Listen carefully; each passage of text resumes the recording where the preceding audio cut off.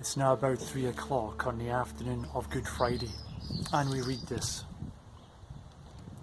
About the 9th hour, Jesus cried out in a loud voice, Eloi, Eloi, lama sabachthani, which means, my God, why have you forsaken me?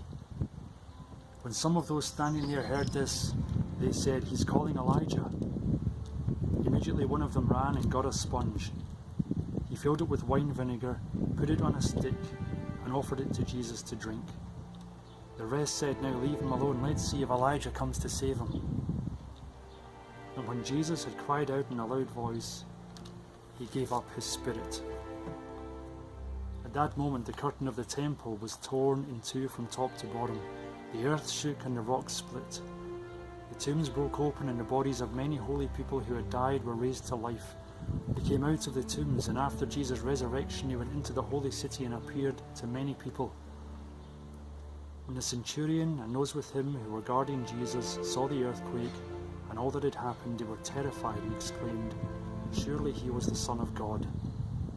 Many women were there, watching from a distance. They had followed Jesus from Galilee to care for his needs.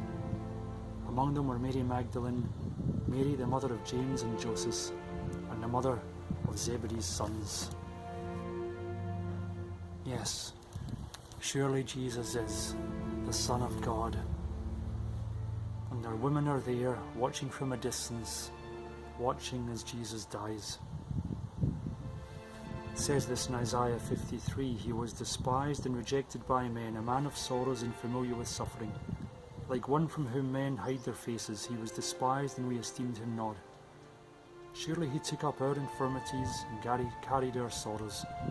Yet we considered him stricken by God, smitten by him and afflicted.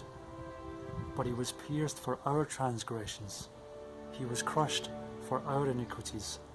The punishment that brought us peace was upon him, and by his wounds we are healed. We all like sheep have gone astray. Each of us has turned to his own way, and the Lord has laid on him the iniquity of us all. Jesus on the cross had quoted from Psalm 22, my God, why have you forsaken me? And the psalm goes on to say this, I am scorned by men, despised by the people. All who see me mock me. They hurl insults, shaking their heads. They say he trusts in the Lord, let the Lord rescue him.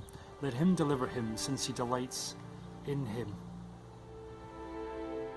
It says they have pierced my hands and my feet. I can count all my bones. People stare and gloat over me. They divide my garments among them and cast lots for my clothing. And this was happening all around Jesus at the time. Towards the end, it speaks of the vindication of everything that's happening and the life that will follow. Future generations will be told about the Lord. They will proclaim his righteousness to a people yet unborn, for he has done it.